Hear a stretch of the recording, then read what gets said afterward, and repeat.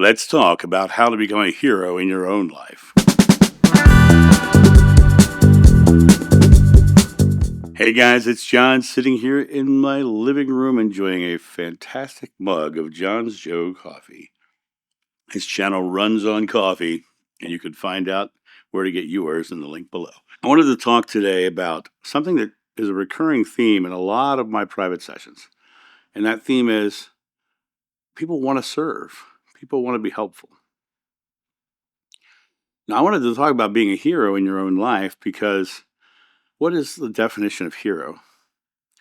Someone who's recognized for creating extraordinary results in service of others. That's the definition of hero. Now, do we need the recognition? No. But the recognition doesn't have to come from an external source. It can come from yourself, knowing that you are doing good works, knowing that you are serving in a way that has effect in the world extraordinarily. That idea that you want to be of service means you want to help. You want to create effect. And you don't need to have a cape to be a hero. You don't have to have special superpowers or be irradiated by some sort of goo. A hero is someone who decides to take what they have within and share it without. I mean, if you really think about it, there are so many heroes in our lives. Teachers can be heroes. Mentors can be heroes. Grandparents, parents can be heroes. Children can be heroes to their parents. Children can achieve extraordinary results in the world, and their parents can look at them as heroic. At the end of life, when parents are struggling with health or things of that nature, the child can absolutely be a hero for the parent. There's so many heroes in our lives. Many of you know I grew up with a very difficult relationship with my father. And when I was in my 20s, I was working at the Maryland Renaissance Festival. And I had never done stage combat in the way that, other than, friends of mine doing stuff, but it was never like really studying stage combat. And I was working at the Renaissance Festival, and two men actually, were brought in to do the fight choreography for the chess match, the combat chess match. And I met them. They were Payson Burt and Brad Waller. And I watched these two gentlemen who were incredibly talented at what they did. And I felt so welcomed and embraced by both of them. It was an amazing experience to suddenly have these two very capable men let me know that I was okay. And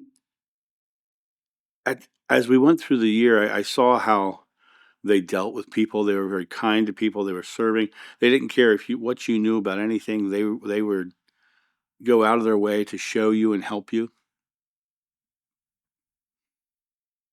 And they very quickly became my heroes not because they were teaching me stage combat or I was doing choreography, it's because they were empowering me.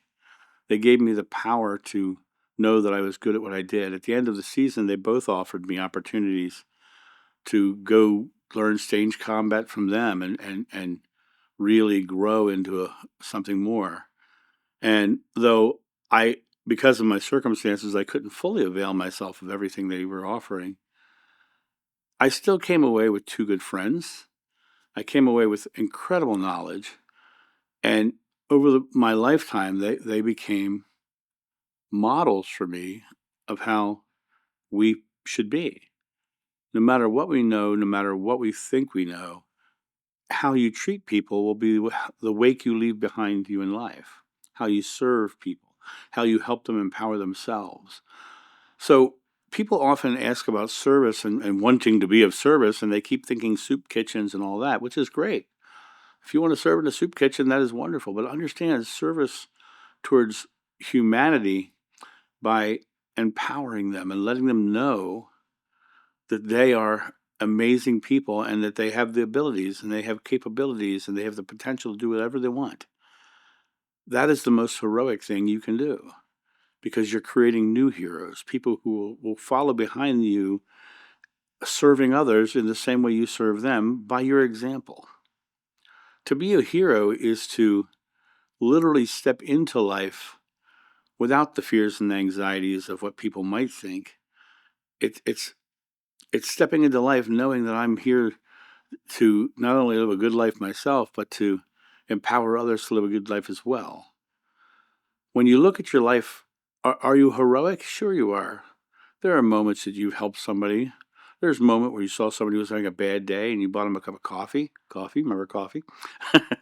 uh, um, but it comes down to, you have the ability to do heroic things every day. And heroic things doesn't mean leaping tall buildings in a single bound. It means doing something loving, helping someone else, empowering someone to step up on a curb. They're having a hard time standing. You go over and help, and you bring them up, right? You see a kid who's struggling with something, and you help him alleviate his fears and help him achieve what he's been trying to achieve. But you do it in a way that helps them empower themselves. That's heroic, because not only are you not taking it off of their hands and doing it for them, you are literally showing them. The old adage, teach a man to fish and you feed him for a lifetime, right? It's the same thing. You give him a fish and you feed him for a day, but you teach him to fish and you feed him for a lifetime. It's the same situation. Heroes teach. Heroes empower. Heroes come away knowing that they have left the people behind them in a better state than they found them. That is the journey of a hero. They go out and they have a decisive event that they have to overcome, and they come back changed for it.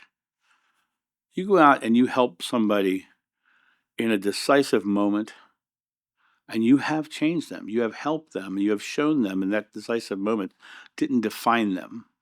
That decisive moment, that moment of fear and anxiety and stress, wasn't who they are. Who they are was the power within that overcomes such things. And to be a hero means to step into that life of that hero and give them that power. And you don't need praise, you don't need applause, you don't need a cape, you don't need superpowers. You just need heart. You just need to have a compassion for others. That is the superpower of a hero, is the compassion within to bring others up and lift others up around them. But also understanding that their superpower needs to be nurtured as well. Superman would fly up and lay in front of the yellow sun so he could feel the yellow sun, right? That yellow sun was what made Superman powerful, right? That love within your heart that you give out to others so freely as your part of your superpower. You have to replenish that superpower within by giving that love to yourself as well. Understanding that love within you is God. It's the source. It's consciousness. It's whatever you want to call it. It's the root of who you are. And you can deliver that to others so they can see that it's the root of who they are within themselves. This inner desire to serve, it's not an anomaly. It's who you are. This desire to serve. This desire to serve. I want to serve others. I want to help the world. It's a desire within you. It is your true nature. It's who you are. It's your authentic self saying, I want to serve. I want to serve. I want to deliver good into the world. That's your very nature. That's who you are. That's your authentic self. The only thing you need to do is get rid of the want and just start to serve. Just in the present moment, be of service. And I'll tell you, people often ask me about service and purpose and things of that nature. And I asked a woman the other day, I said, do you love your grandkids? She says, yes. I said, do you make them feel good whenever you see them? She says, I hope so. I said, do you show your entire family a loving person? She says, I hope so. I said, well, the fact that you're saying you hope so means you probably are. And you are delivering love to that family, and you are showing those grandkids how to be loving in the world, and you are expressing to your children that you love them, and they're expressing their love back to you. And God is love, so you're delivering God to the world. So that's a pretty big purpose. That's a pretty big purpose to deliver God to the world. If God is love, like the Bible says, then delivering God must be a pretty good purpose. People look for these ways to serve, and they don't understand they already are in many cases. They already are being loving. They already are being caring. They already are. And if they want to serve in a more tangible way, purpose is chosen, not found. You go choose things that you like to try, and if you feel like it feels good to you to do that thing, then continue to do that thing, because that thing is a way of serving physically. But understand, service is not just handing soup to a homeless person, which is I and please don't get me wrong, I think that's magnificent and wonderful. But if you can't do that physically, there are so many more ways to serve. Helping others when you can, you know, just being a smile to someone who's in a bad day. I've often told the story of the waitress who was having a bad day, and I, just joking with her, brought her out of that expression. Right? To me, I delivered love to her that day. I delivered her from her negative emotions, and I helped her find something positive in her day, and that was awesome. That was awesome because it gave me a chance to serve. And the word awesome is interesting. It sounds so 80s. Right? Awesome, right? But awesome. It puts you in awe. You're in awe. That is awesome. It's the sum of this experiences it leaves me in awe. That's what that means, right? When you're delivering love, when you're delivering compassion, when you're helping people find their power within themselves, you are literally serving them in the greatest way possible, letting them know that they are the creator of their experience. That is the greatest way to serve. That homeless person in that shelter that you're delivering soup to, give them the soup, yes, but give them love and compassion as you do it, and help him or her find a way to take small actions to change their life for the better. Show them the power within themselves to create. Greatest service you could be. The soup is empowering for a day. The empowerment you show them within is empowered for a lifetime. So if you feel the desire to serve, then listen to it. Listen to that desire. That means that your authentic self wants to help others, right? So then the next thing you do is start small. Find something, some small thing you can do to be of service. Is it delivering a simple smile to someone on a bad day, or is it literally building a nonprofit organization that helps needy children all over the world, or does clean water for third world countries? Whatever it is you want to feel like you want to serve, take a small action. Find something and add your part to it. Give your love to something. Take a small action, and when you take that small action, you're going to have those moments where your inner critic is going to hop up and say, you don't have that power. You don't have that strength. You're not able to. That's just self-doubt. That's just fear. That's just anxiety. That's just something that you exhale away. You literally let that stress, that anxiety fall from your body. And when you do that, you come back to love. You come back to your natural, authentic self. You come back to who you really are. And stay grounded in that feeling of love, understanding that that's who you are. Fear is not who you are. Fear is an anomaly that shows us what love doesn't feel like. And we are the ones who can exhale and release that fear and anxiety and come back to that loving compassion, and then take a small step, take a small action out of that authentic nature within yourself that is loving, that is caring. And one of the greatest things about serving others is how it feels. It feels so good within ourselves to help others, to see them become empowered, to come to a point where they are literally watching them grow in front of you. It feels good. It feels good. God speaks to us in feelings, not thinkings. We don't get into our head. Self-doubt comes in our thinkings. We come back to this space of, it feels good to do something nice for someone else. It feels good to be of service to someone else.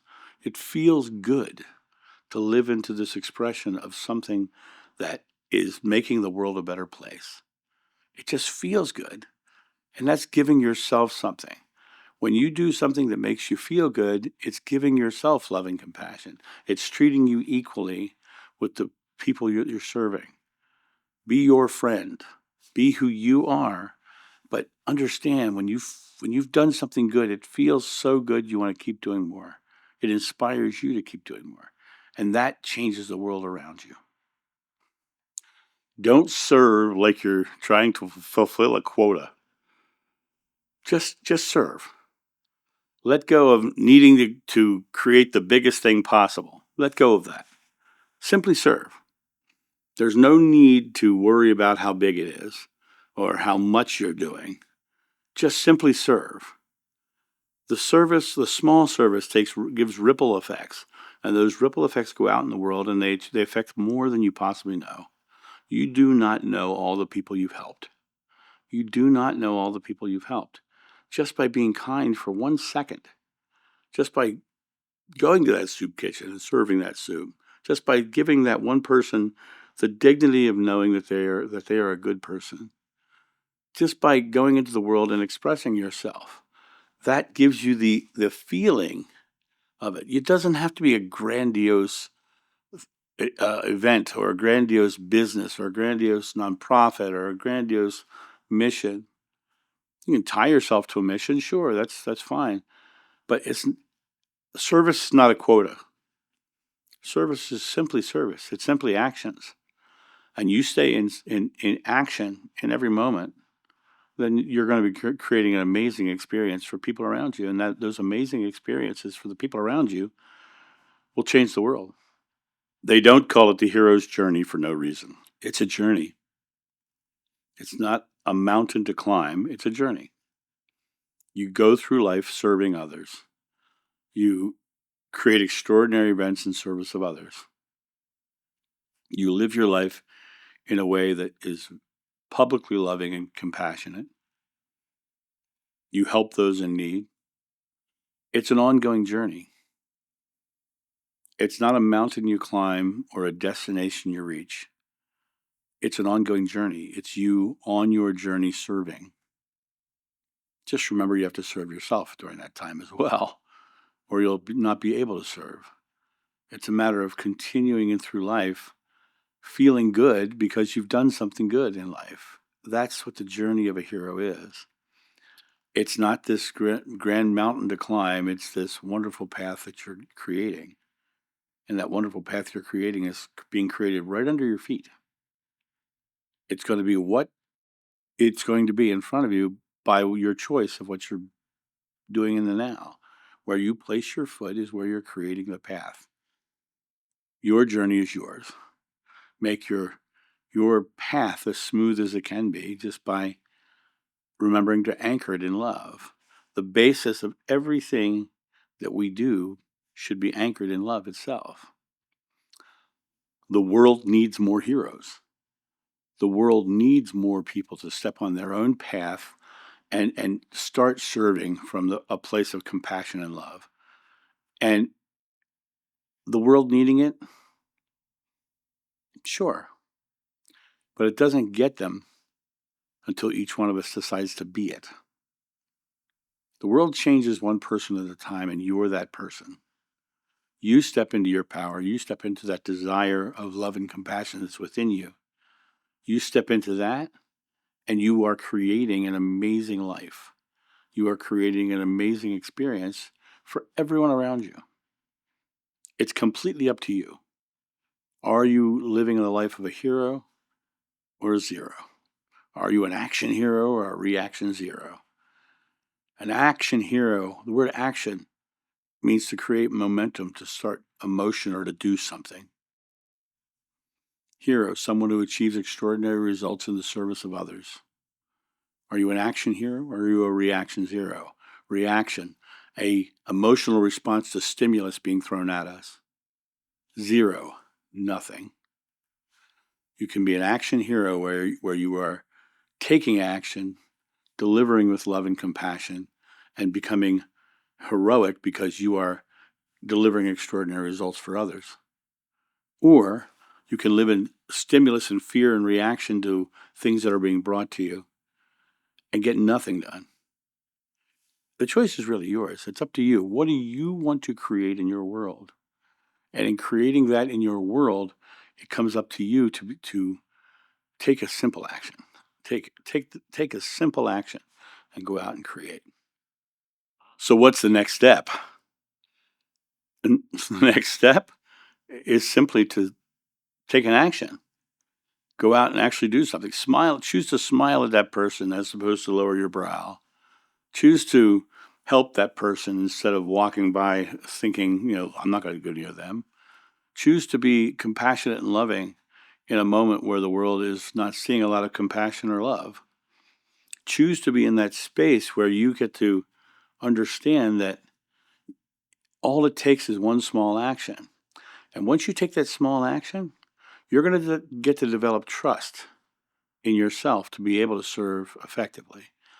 But no trust is gained if no risk is taken. You've got to take the small action first to develop the trust.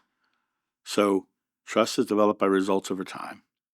The more small actions of service you deliver, the more you'll trust in your heroic abilities. And in the end, you will be someone's hero. And hopefully it's your own. Your own hero of your own self. I love what I do, and I'm compassionate about what I do. And I personally get up every morning and knowing that I'm going into this world helping someone. I feel like I'm of great service. These videos, the time that I put into making these videos, that's my way of serving. I'm so excited when I get the emails and the comments saying how much the videos have helped them, because all that does is validate my service. And understand, I am not special. People like to think that because of the YouTube and all the stuff like that I'm something else. I'm just a guy just like anybody else. I just have chosen to serve, and I serve. I just do what I talk about. And when you do what you talk about, you're going to find an amazing life surround you. A life of service is a life of fulfillment. A life of service is a life of enlightenment. And what do I mean by that? When you're serving, you're feeling that good feeling from serving. You feel much lighter because you are not fearful. You are living a life knowing you're doing good things and creating good things and taking actions on good things. And all your fears fall away because that's the only focus you have. And the Buddha said the secret to enlightenment is the eradication of fear. To be of service is to be fearless. To be a hero is to be fearless. And to be enlightened is to be fearless. And that's my thought on this. You guys have a great day, and I'll talk to you soon. See ya. Bye.